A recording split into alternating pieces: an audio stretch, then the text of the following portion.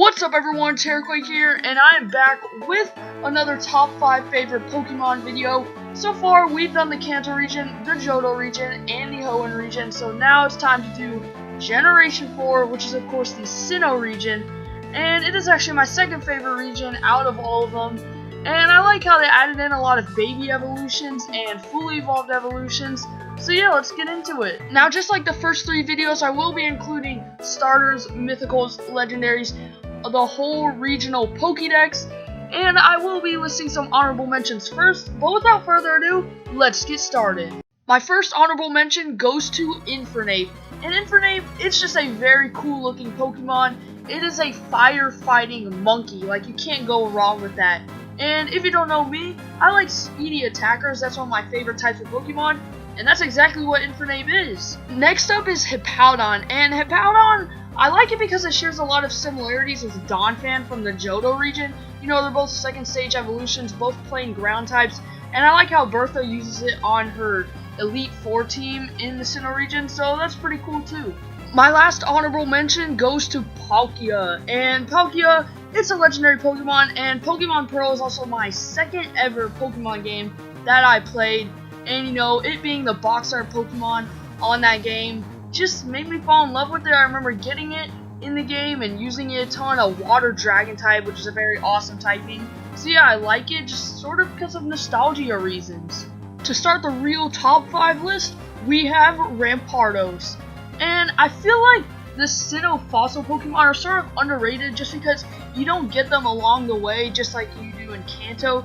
You have to first go out of your way to get the Explorer Kit, and then go underground and mine for a while, hoping that you get a fossil, which is actually kind of rare.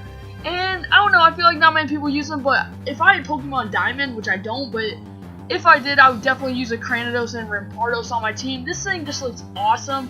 Its design is great. It's got like spikes all over its head and everything, and it's just ready to charge at you with its amazing attack power. And I love it just because of that. Another great attacking Pokemon. Man, it's just so cool. Coming up at number 4 on this list is Spiritomb. And Spiritomb, I like its backstory, how it was formed by 108 different spirits and everything. I think that's really cool. But I just recently figured out that it's not a legendary Pokemon. I don't know, I've always thought it was a legendary, but it's actually not. It's just really hard to get. But I like that it's really hard to get. Basically what you have to do is you have to find an odd keystone, which there's a few that can be found around the Sinnoh region. Then you have to go to Route 209 and place the odd keystone in the Hollow Tower. But then you have to go to the underground and interact with other players 32 times, which is, you know, pretty specific. But once you do that, you can go back to the Hollow Tower and a level 25 Spiritomb will appear. I think it's so cool that it's not even a legendary, yet it gets its own specific way to catch it. And I like it because of that. Also, I like how Cynthia uses it on her team, and it also has no weaknesses. And that's the thing that only a few Pokemon can say, that it has no weaknesses. So Spiritomb, I like it, and it gets the number 4 spot on this list. Next up at number 3 on this list is Magmortar, and if this thing doesn't scream cool to you, then I don't know what does, because it literally has a cannon that can shoot fire as an arm. Like, it's just the cool factor that does it for me. And like I said earlier, I like how Gen 4 added in baby evolutions and fully evolved evolutions to some Pokemon, and here we are, Magmortar, just a fully evolved form of Magby and Magmar. And I also used it while playing through Pokemon Black 2 one time, and it was a beast, so I do have some experience with it. So yeah, this Pokemon is just awesome, and it gets the number 3 spot. Coming in at the runners-up spot on this list, we have Bastiodon. And I said it earlier, I think the Sinnoh fossil Pokemon are underrated, and Bastiodon, if you have not watched my Pokemon Pearl walkthrough, I use it on my team, and I think it is just a defensive wall, obviously.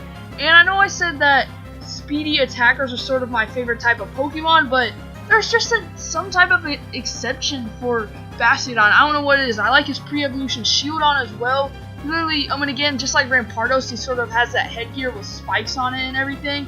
And Rampardos and Bastiodon and Cranidos and Shieldon, they are actually based on dinosaurs, which is pretty awesome because I know a lot of people love Tyrant and Tyrantrum for being based on basically a T-Rex.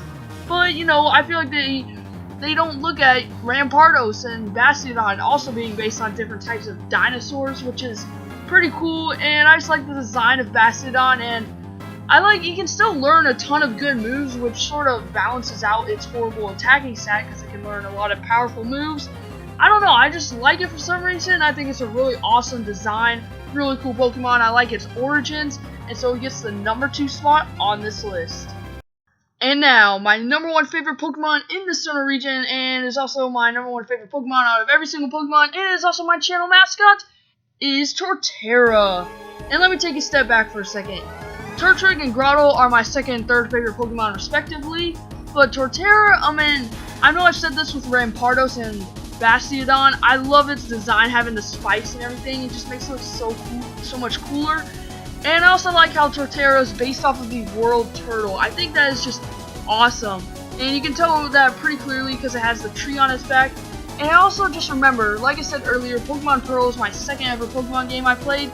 And when I evolved my Grottle into Torterra, because I picked Turtwig at the beginning of the game, I just immediately fell in love with this Pokemon. I remember having Earthquake and just earthquaking every single thing in my path. It was so fun.